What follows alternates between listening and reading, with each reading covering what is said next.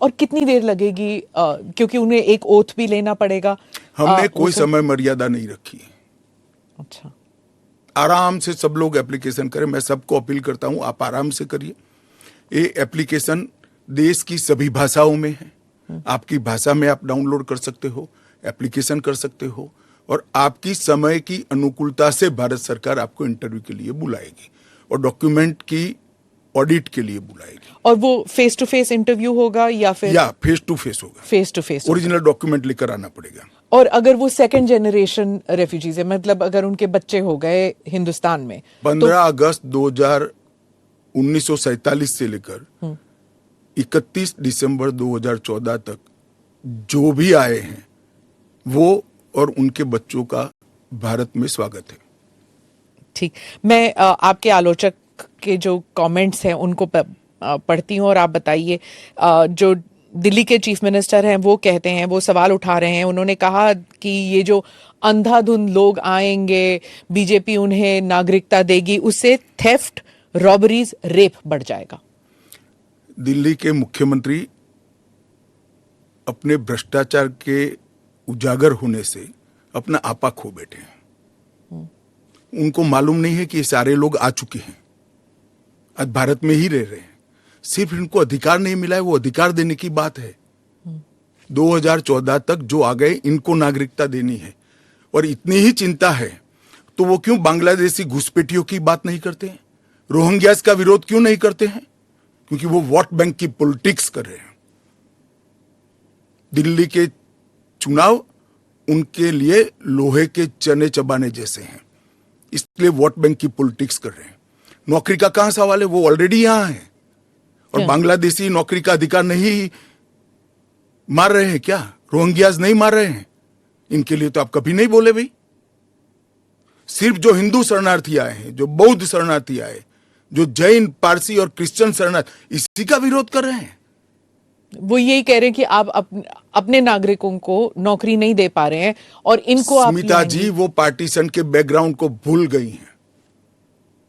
शायद उनको जो निराश्रित आए थे, जो रेफ्यूजीज आए थे, इनके परिवार के साथ एक चाय पीनी चाहिए।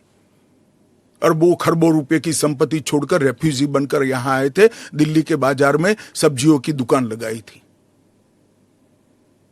मोदी जी ने विभाजन की विभीषिका का दिन मनाकर उसको हिस्ट्री का हिस्सा बनाया है। इन लोगों के मन में संवेदना नहीं है, वो समझते नहीं है वहां धर्म के आधार पर इनके परिवार की महिलाओं का गौरव छीना जाए, अपमानित किया जाए, क्या करेंगे वो? इनकी वेदना हम भी नहीं सुनेंगे। 50 में आ गए, 60 में आ गए, 70 में आ गए, 80 में आ गए, आज भी नागरिकता नहीं है। बच्चों को अस्पताल में दाखला नहीं मिलता है, ढंग की नौकरी नहीं मिलती है, छुट भैया नौकरी करते हैं, अपने नाम से प्रॉपर्टी नहीं ले सकते हैं, मतदान नहीं कर सकते हैं। क्यों? क्या गुनाह है उनका? विभाजन का फैसला उन्होंने नहीं किया था, कांग्रेस पार्टी ने किया था। और उस वक्त सब ने कहा था कि जो आएंगे उसको हम नागरिकता देंगे। अब अपने वादे से मुकर जाना, मैं मानता हूं कि हमें तो कम से कम मंजूर नहीं है। इनकी संवेदनाओं को भारतीय जनता पार्टी भी महसूस करती है, इस देश के प्रधानमंत्री भी महसूस करते हैं, और हम मानते हैं कि इनकी ये 75 साल की वेदनाओं का अंत कभी न कभी आना चाहिए, और ये चुनाव के पहले आ जाए वो ठीक है। ममता बनर्जी पे आती हूँ। चीफ मिनिस्टर ने कहा है कि बीजेपी जो है ये हिंदू मुसलमान का खेल कर रहे हैं, और उन्होंने ऑडियंस को कहा कि आपकी प्रॉपर्टियां छिन जाएंगी, आपके बच्चों का एजुकेशन खत्म हो जाएगा, आपको डिटेंशन कैंप में भेज दिया जाएगा, और डिटेंशन कैंप ऑलरेडी हैं।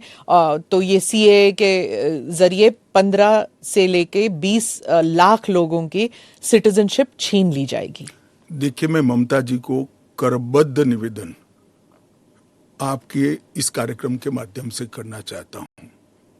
पॉलिटिक्स करने के हजारों मंच है, प्लीज बांग्लादेश से आए हुए बंगाली हिंदुओं का हित मत करिए।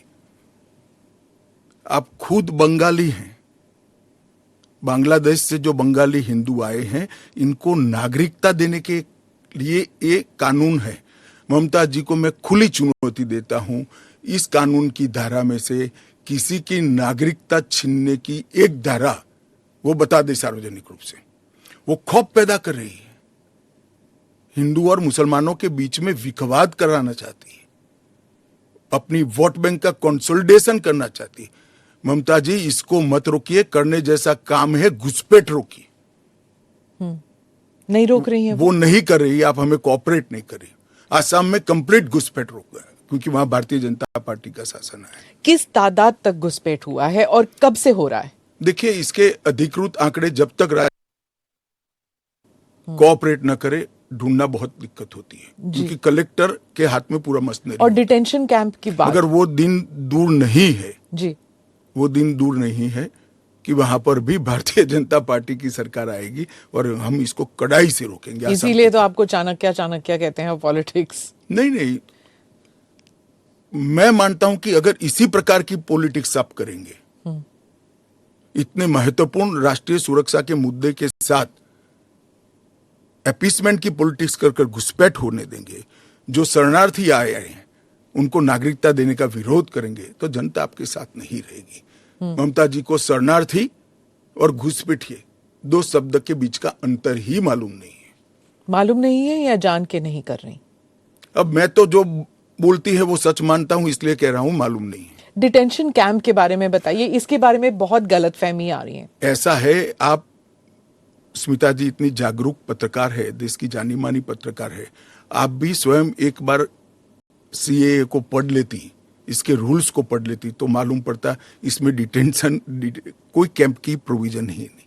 जो इलीगल माइग्रेंट्स हैं, अगर उनके पास कोई दस्तावेज नहीं है, उन्हें वापस अपने देश भेजने से पहले उन्हें डिटेंशन कैंप में रखा जाता है। ये आपने डिटेंशन एरिया में, जेल में नहीं डाल सकते, ये आपने 2019 में मुझे समझाया था एक इंटरव्यू में। सीएए में डिटेंशन कैंप नहीं है। इसी को लेकर मैं सवाल पूछ रही हूं कि अगर सीएए के तहत वो लोग नहीं आते तो वो कहां जाएंगे, क्या होगा उनका? नहीं, उनकी व्यवस्था होगी ना। 100 लोगों का प्रॉब्लम है तो उसमें से 85 का तो अभी क्लियर हो रहा है, बाकी का आगे सोचेंगे। तो कितने लोग होंगे आपके हिसाब से? लाखों में, करोड़ों में, हजारों में, कितने लोग हैं? देखिए, ढेर सारे लोग हैं, इसकी कोई गिनती नहीं है। वो जब एप्लीकेशन आएगी, और बहुत सारे लोग, ये जो मिस कैंपेन चल रहा है, अपप्रचार चल रहा है, इसके कारण शायद एप्लीकेशन करते हुए भी डरेंगे। मैं सबको आश्वस्त करना चाहता हूं, आप यहां पर अप्लाई कर दीजिए, नरेंद्र मोदी गवर्नमेंट पर भरोसा रखिए, आपको रिट्रोस्पेक्टिव इफेक्ट से सिटीजनशिप दी जाएगी। आपका अवैध तरीके से भारत में आना, इस शरणार्थी के रूप में आपको स्वीकृति ये कानून दे रहा है, इसका कोई क्रिमिनल केस आप पर होगा नहीं, और आपकी भारत में की हुई सारी एक्टिविटी को भी वैधता प्रदान की जाएगी। तो किसी को डरने की जरूरत नहीं है। उनके पास एक्स्ट्रा राइट्स होंगे या इक्वल राइट्स होंगे या कम राइट्स होंगे? इक्वल राइट होंगे, वो भारत के नागरिक माने जाएंगे। मेरा और आपके जितना ही अधिकार उनका होगा।